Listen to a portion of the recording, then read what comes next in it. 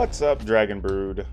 So today I want to start off by saying thank you to everybody, as we have not only hit 1,000 subs, we have shot past it. So that is super amazing, totally unexpected, and I want to say thank you for that.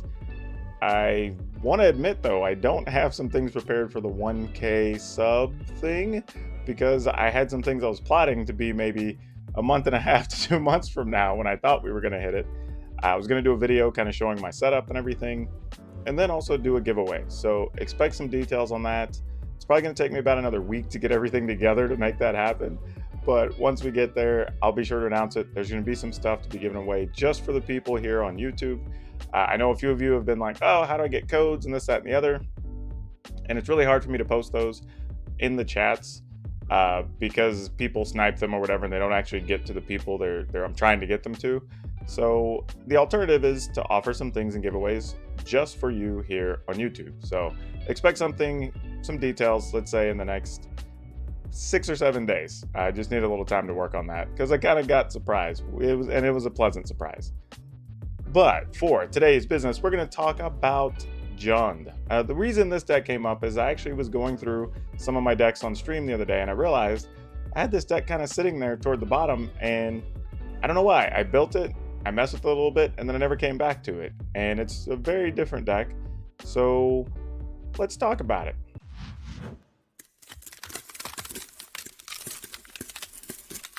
Okay, let's take a look at this list here. We are playing Stonecoil Serpent. I kind of want to play 4 of these, but I'm just not sure if it's the right call or not. It's a weird list. As we go through this, you'll kind of see there's a lot of weird things happening. And truthfully, it's nice because when it gets to counters, we do have some mutate things we can put on it, which makes for great finishers since it has trample. But we'll just see how things go as we progress through the games. And again, like I always say in every video, hang around to the end because we'll talk about any changes we would make or updates based on the games that we play. But we have Runaway Steamkin for 4. This is probably like the questionable card, but the truth is, except for these couple things over here and the Stonecoil Serpent, most of the stuff has red in it. So it actually does get counters, gets the benefit from the mutate. It can give us extra mana when we want to play some of our tricky spells in here. So we'll see if it survives to the end. Dreadhorde Butcher for 4. We're playing 4 Zertog Goblin, 3 Fling, 2 Raking Claws. This card's kind of weak in here, but we're testing out the gimmick because we have some other things we want to work with. So we'll talk about that. And it works well too if, say, like you get a big late Stonecoil Serpent at like a 5/5, and then you attack with this, and then you double strike. Like, it can be really big. Or even if your opponent decides to double block some of your creatures, you can take out all their defenders, and then basically just end the game after that. 3 Dahmer's Ambush, 4 Spellbreaker, 4 Collision Colossus, which again is great whenever you're talking about Raking Claws or anything like that. 4 of the Gem Razor, 3 Migratory Greathorn. And the Greathorn might be the wrong choice, truthfully. We may need to look at other mutate cards. I don't know how much we really need that extra mana. It's more just because it's a 3 mana mutate thing. So maybe we come back to this and we play something else.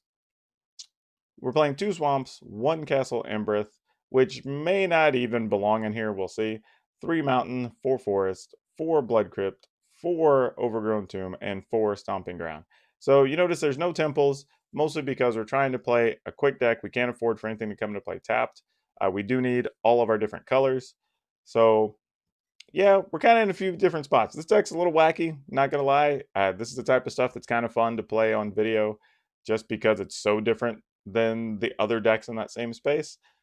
But we'll see. With the format changing, I don't know. Today we're playing the games as the formats did not get updated today due to, I guess, what we're calling a mourning day for the Floyd family as they're putting him to rest. So Wizards is actually delaying the updates with the bans and whatnot. So as much as we would like to have new content against new decks and everything else, I do understand the purpose and I'm totally behind it. Totally reasonable. But we can just skip through those games if they end up being those decks we don't want to play against. So let's just go play some games, make the most of the situation. All right. Hopping right in. Okay, well, this isn't bad.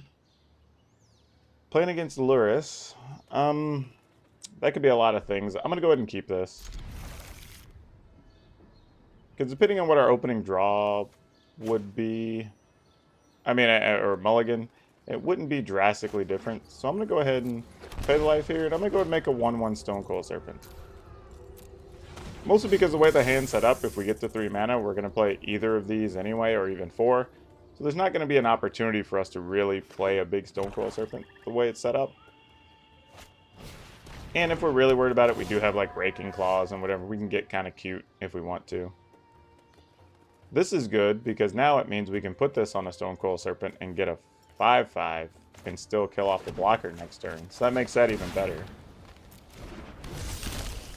Even more so if they put some enchantments on the Hateful Eidolon here. It's possible, though, they might put the -3/-3 enchantment on the Zerta Goblin. But that would still be fine. We'd still be attacking with a 5/5 next turn, and the opponent would have no blockers. So that'd be pretty good. And that'd still set us up nicely with a Spellbreaker the following turn, and then possibly Raking Claws later. Ooh, that definitely hurts our plans a little bit there. That's unfortunate. It's not what we wanted to see, for sure. It's disappointment. Well, we're going to play this untapped either way, because we're either casting Spellbreaker or we're playing a Gem Razor. I am inclined to say we play the Gem Razor and just attack. Which is what I feel like we want to do. We still get a 5/5. Keep the opponent from drawing cards. And then next turn, we can attack with a haste creature and this 5/5. Pretty much regardless of what the opponent does. And because we have a counter on it, we're also mostly protected from Harmless Act. Which is also nice. Ooh, Thought Erasure. I guess they're going to take our Spellbreaker. Though they could take Raking Claws if they don't want to take 10 to the face. Yeah, exactly. I don't blame them. Like, that would have been a 2-turn clock. Though it's technically a 2-turn clock anyway. Oh, that's super nice, knowing how many enchantments they're playing.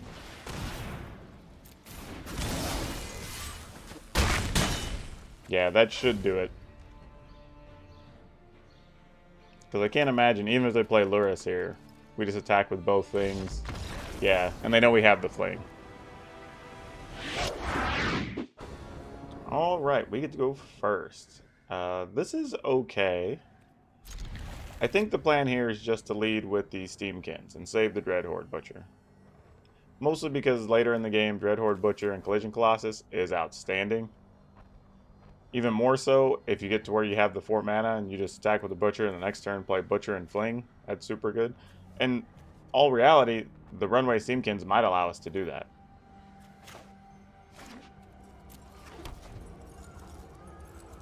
So the plan here is probably going to be Steamkin on 2. If hopefully it lives, Steamkin on 3. And then see how we're going to punch through the rest of the way. Opponent playing white means they don't have a realistic answer here unless they're playing Glass Casket. Well, that's not true. They could also be playing Raise the Alarm. Ooh, Tempest Legionnaire. Alright, we may have to kill that thing when we first chance we get. That's concerning. Alright, so that's going to likely become at least a 4/4.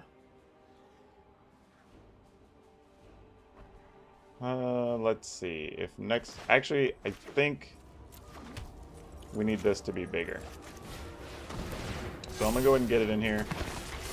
There's a chance that we could do... Let's see. If we give it 4, it becomes a 6. That would be 3 is 7.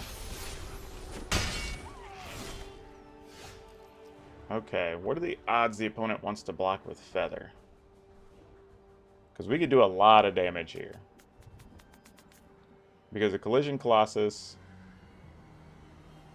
pumps the Dreadhorde Butcher to 7. Also turns the Steamkin into a 4 or a 3/3.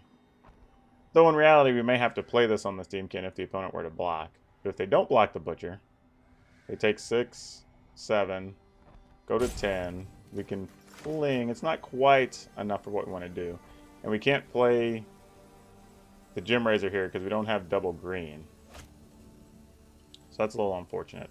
Alright, so I don't think we are casting Fling on this turn. We're just going to be casting Collision Colossus. So not the way we wanted to use this, but I think getting Feather out of the way is a much bigger issue. And we do get the counter on the Dreadhorde Butcher, which we like. Play another Steamkin, which pumps the other Steamkin. So now, I probably should have played that first because I could have got another counter, but I wasn't sure. Just kind of depending on if the opponent didn't block, there was a chance we might want to fling, so I don't know.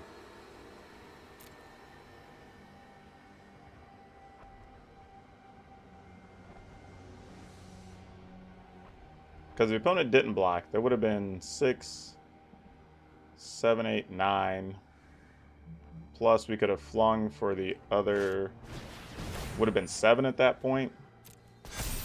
So, yeah, we probably could have killed the opponent if they didn't block. If not, we'd have put them very, very low. And they wouldn't have been able to attack us anymore.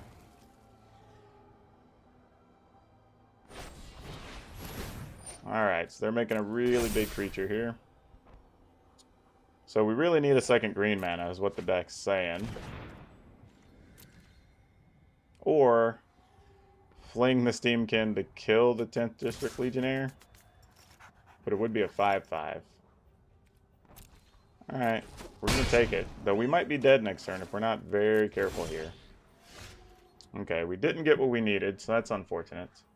Oh no, we still got it though. Opponent's only at 12. Because we'll attack for 7, put the opponent to 5. Oh, this only becomes a 4. Oh, no. It's not quite enough. Oh, that's unfortunate. And if they have a removal or thing to give that protection, man, I think we're going to have to fling to kill the stupid Legionnaire. That's unfortunate. Oh, that's so funny. Okay, well then I guess we just fling the Steamkin at it. That's hurts my soul a little bit. Let's go ahead and play this first. We're still not in a bad spot though, because if the Butcher dies, we could potentially get to a point where we could kill them. Let's fling this. Let's target. Oh, no, but if we cancel, hold on. Target it whenever you cast a spell that targets. Okay. I wanted to make sure that it's not any time I got targeted, because that could have been bad.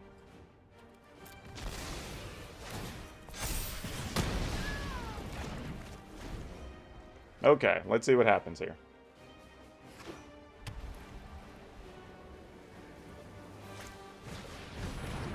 Okay, they had another Legionnaire. They had 2 Legionnaires. That's not good. Well, we can block one of them.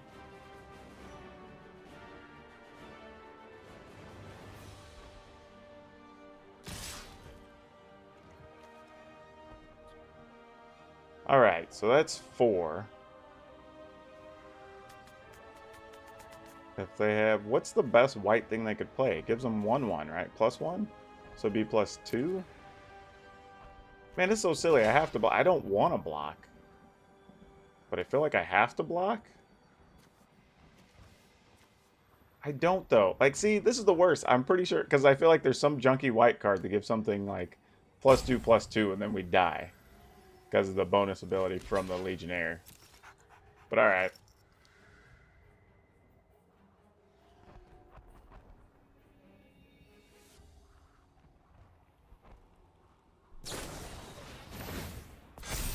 So just Light of Hope. See, we could have lived. I'm such a wuss. If I don't block, if we lose this, it's because I blocked. Ugh, that's so sad. Oh, boy. I mean, we have to play this. We never got the second green, which would have been a winner.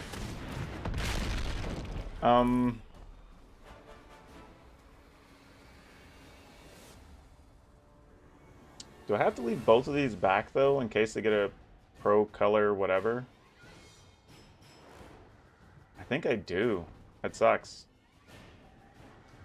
Because they're playing, like, God's Willing and that type of stuff, so, like, they have to choose to give something either pro green or pro red. Okay, there we go. That'll help us get there.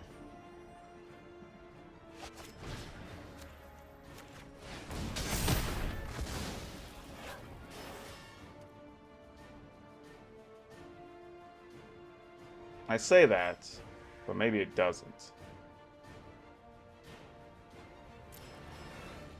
Alright, we're at 5. I'm going for it.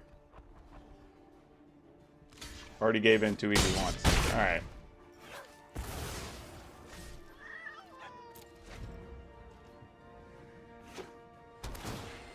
Alright, that should do it. Got there. I think I played that a little poorly, too. That is one of the more interesting usernames I've seen. Just printed cards. Okay, we'll keep this. We do have a Domri's Ambush, which is nice. We do still need to draw a land. Because it would be nice if we play any of these on the Butcher, assuming we can sneak in for one. Ah, we're playing against this thing. Well, that's unfortunate. We're probably not even going to get the benefit of our Dreadward Butcher. Super sad. I could have attacked in, but they weren't going to trade, I'm pretty sure. Yeah. I mean, I guess maybe it's bad not to attack there, because if they block... I mean, I'm going to lose the creature anyway. If they don't block, it becomes a 2-2. If they kill it, then I just get to kill the Eidolon anyway. So yeah, I think that's a misplay. Doesn't help that we didn't draw mana, though. Oh, well, that's not nice, opponent. Well, unfortunately, I don't want that to be a thing, but it kind of has to be.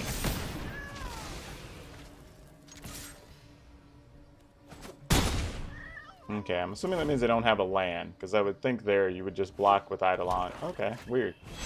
Yeah, I thought you would have blocked with Eidolon and then just replay it with Luris, right? No? Okay. Weird.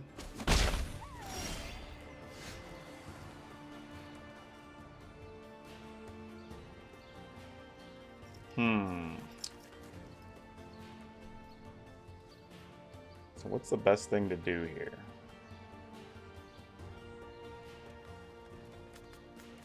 We can play Great Horn. But if they double block, they keep Luris, they get that on back. Man, this is such a waste. I hate to do this, but I think we have to. So, well, that doesn't do anything either, though. Let me just get the Great Form. Kaya's Great Form back. Or Ghost Form. But I guess in a way it does keep them from just getting back the Priest of Forgotten Gods this turn. But being Mana Light is not helping. At this point, we almost want to draw like a Raking Claws or something to really put the opponent in a bad spot. Yeah, because now we just want more blockers, so we're not giving up stuff to the Priest that we don't want to.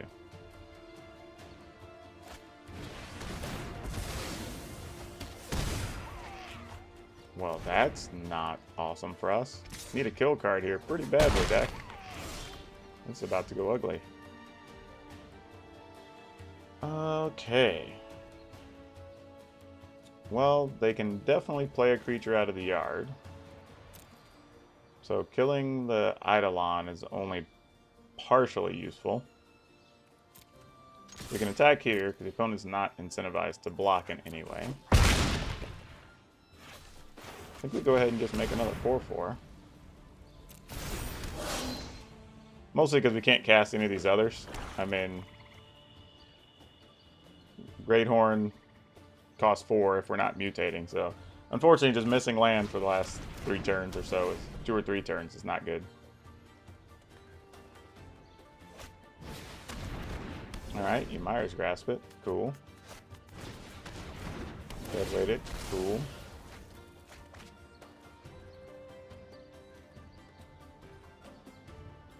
Yeah, I think this is a game, if we're doing best of one, we can't beat this easily. We did beat one similar. I think our issue is we do need our kill cards out of the sideboard, unfortunately. So yeah, I'm going to go ahead and concede this one. I think if we hit our mana, it wouldn't have been so hard, but being where we couldn't play more than one creature a turn, we're not going to beat that. Well, looks like we'll keep it. Castle Embereth's going to have to come into play first, obviously, so we can have that untapped next turn.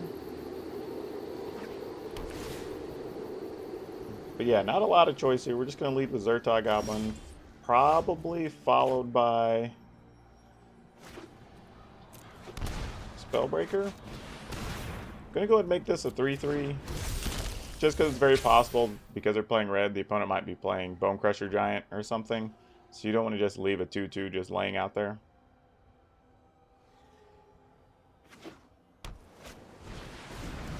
Well, look at that. There's a good chance they're playing Bone Crusher Giants. It's also a good thing we have one of these.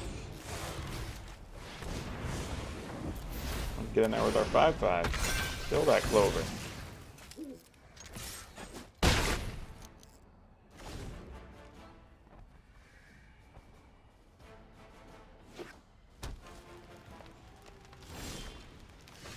Oh, this is good stuff. Though they could actually have a petty theft from a Brazen Borrower here.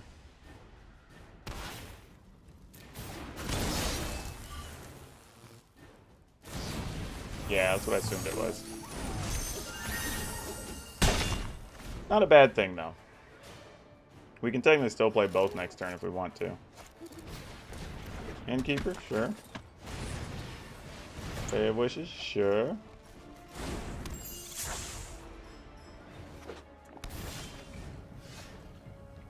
Ooh, too bad we don't have another red mana.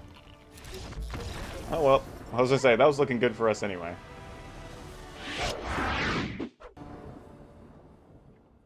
This is reasonable. We have to keep the hand. I just don't know the order we want to play cards. This is really going to come down to what the opponent does.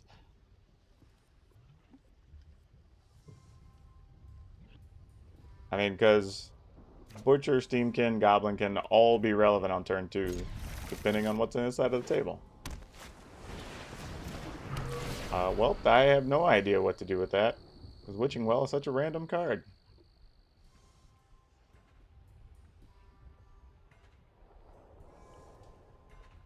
That's interesting. Let me know in the comments below, like, what you would play. Well, let's see what the opponent plays turn 2, because that'll actually affect things. But I do find it curious.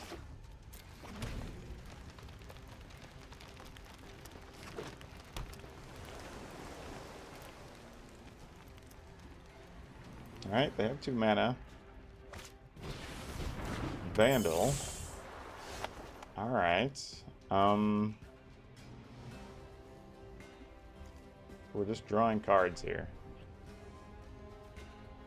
What are we trying to do? And he gets a counter on it. So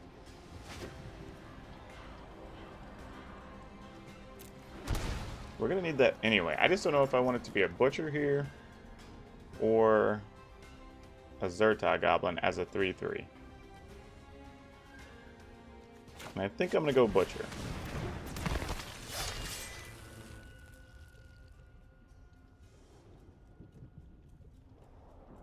Because at this point I'm just using the Butcher as a removal card.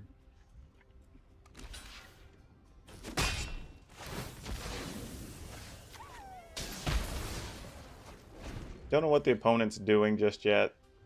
Didn't want to end up in a weird situation where maybe they put an Octopus or something on that, and then they're drawing a card, and like... It's kind of hard to figure out.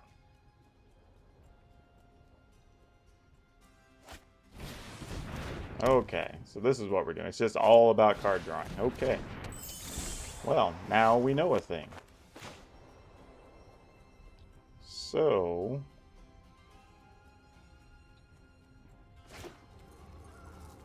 I am just going to get in there. What is this? When you play your second one, you draw a card? No, just when it enters the battlefield if you control another creature. Okay. I'm just going to attack with this. Mostly because if I get another land, it gives me the option of picking whatever combination of these 2-mana things I want to do.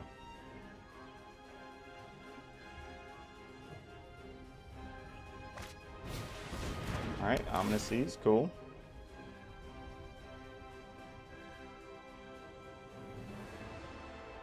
It'd be sweet if this thing got to like 6 and then we had a Gem Razor. Keep him from actually getting it after all that work.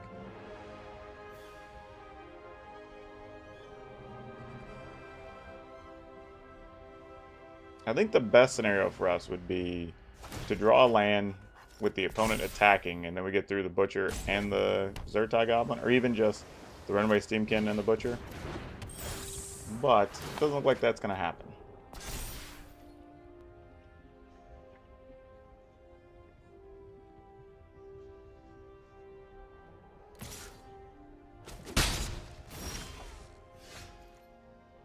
That is a cute card to have. Yeah, I think we're just going to do this.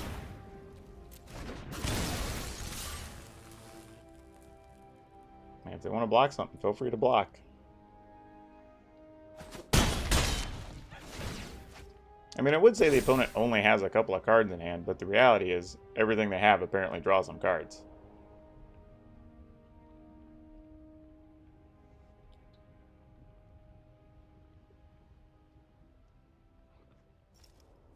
Though if we can get another good attack in, we're getting to where a collision, I mean a Colossus could actually get us where we want to go. Alright, that's going to put the Ominous Seas up to 4 counter, or 5 counters, which means next turn it'll be at 6. So we're going to be staring at an 8-8, very likely next turn.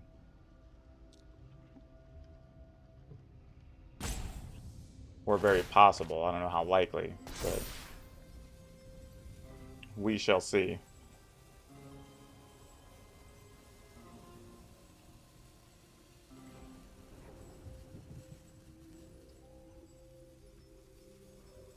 Or not. Did you not draw anything good there?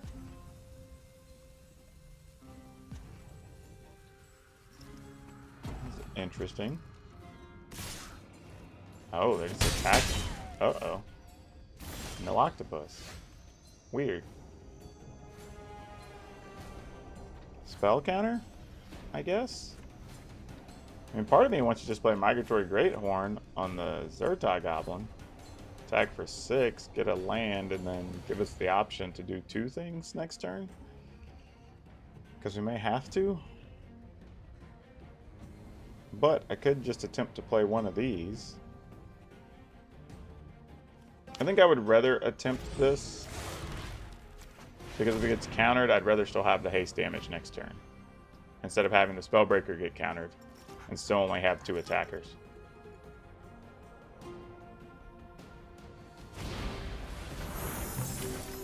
Okay, just gonna give me the Greathorn. Alright.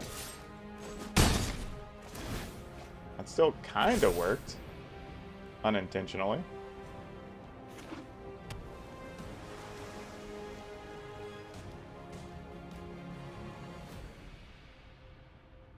They're gonna draw their 2 cards. And then be able to get an 8-8.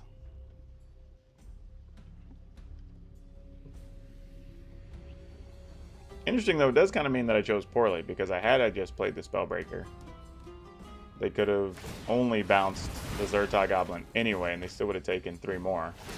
So they would have been at 6, and I would have been able to kill them this turn with the Colossus, so it does make a difference. I mean, small things. Small things.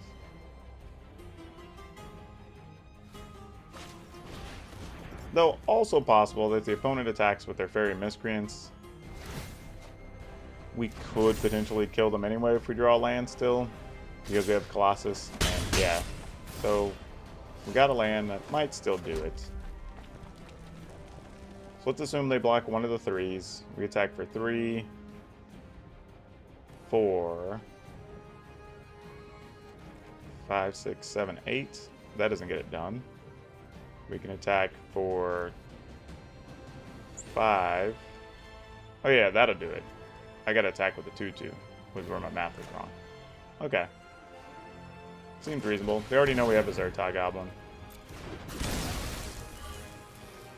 So yeah, 5 plus 4 is 9. We'll just attack. Whatever the opponent decides to block, we'll pump something else.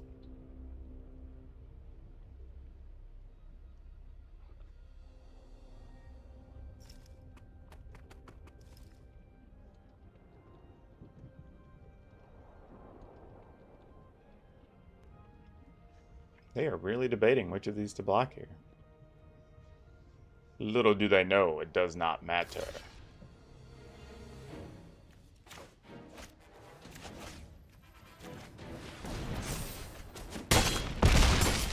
Ooh, Xaxes.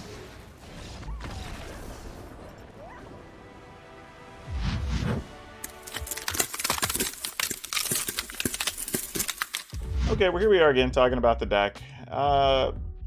Have to admit, like, I think the problem with this list is that we don't really need all those like flings and raking claws and whatever. Like, I don't mind keeping 2 flings because it actually was useful. We did win 1 game because of it, but I think we can cut 1 because you don't want to draw a lot of them. You really need to be drawing aggression. As cute as the raking claws are, I think in a world where Yorion decks were bigger and whatnot, kind of makes sense, but we don't know what the format's going to look like, so I would rather just cut the 2 of those. And I would probably replace those 3 cards with maybe 3 Bone Crusher Giants, so you have some other ways to kill creatures against the aggro decks where these wouldn't be necessarily as good. Other than that, I actually don't mind the rest of the list, believe it or not. It actually was pretty solid. I might want some other creature other than the Migratory Greathorn for a mutate creature, so I'll have to take a look at that and see what I would replace it with. But otherwise, it was okay. It was okay. It plays, like I said, a bit different than other decks you would expect. We're also a little light because we got, what, 1, 2, 3, 4, 16, 19, 20, 22 lands. We did come up a little light on land in a couple of games, so we could go 23 somewhere if we wanted to shave a card. I would like a more aggressive 1-drop sometimes, but unfortunately the only thing really I can think of is like Fervent Champion, and that's not really where this deck wants to be, unfortunately, especially since we have no other knights to pump it up. I'd rather risk getting the advantage from the Stonecoil Serpent, plus it has Trample. Lots of stuff going on. So yeah, it did win some games. So yeah, that's probably the only thing I would change this list to start with. Get 3 Bone Crusher Giants, or if you're worried about it, some other removal of choice, maybe Scorching Dragonfire in place of those, like I said, the 2 Raking Claws and the 1 Fling. Yeah, I'll say, like, this was kind of a good example too of how the change to companions really affects the game. If you go back and look at the game, I think that match we lost to the Lurrus deck, if they weren't able to play the Lurrus on that turn, or Lurrus and the Kaya's Ghost Form, we actually probably win that game. I mean, that's really like the difference there. If they have to spend the 3 mana to put the card into their hand, then we are still being the aggressor that turn. It's still harder for them to get the blocks in, get the other creature out of the yard. So the rules change will make a difference for those of you that were curious. So just something to think about there. And the deck actually plays okay. I mean, if you like JUND and just want to try it, go for it. It is a little tough. I think there's some games where it's like hard to decide what to play on turn 2 because you have so many 2-mana things. So I think I'd have to play some more games before I could say definitively kind of what the best lines of play are. But there's a good chance I'm probably going to be playing this on stream off and on over the next couple weeks because it was pretty fun. I enjoyed it. I would definitely recommend it if you like just different types of aggro decks. But yeah, it's fun. Obviously, we didn't play any sideboard games, so I can't really speak to how the sideboard works. But it was there if you want to see it. The link's down below. Takes you to my Aetherhub page. Also, while you're over on the Aetherhub page, feel free to click the follow button over there and just say, hey, this dude's cool. Help me build up my audience over there as well. And if you haven't, remember to like this video because we want more people to see it. And as usual, if you haven't subscribed, especially if you're here for your 2nd, 3rd, 4th visit, why have you not subscribed to the channel? We're putting up content every day. We're trying to build some different decks, play some stuff that's a little different. So yeah, it'd be a huge help if you did that for me. And like I said, remember, we're going to be announcing sometime soon a giveaway just for people here on the channel. So that'll be a lot of fun. And let me know down in the comments below what type of things would be fun for giveaways, whether it's old packs, cards, I don't know, store credit to a website, playmats, whatever. You let me know and at least give me some ideas. I have some kind of already turning, but let me know what you think. But that's all I have for today. We'll see you next time.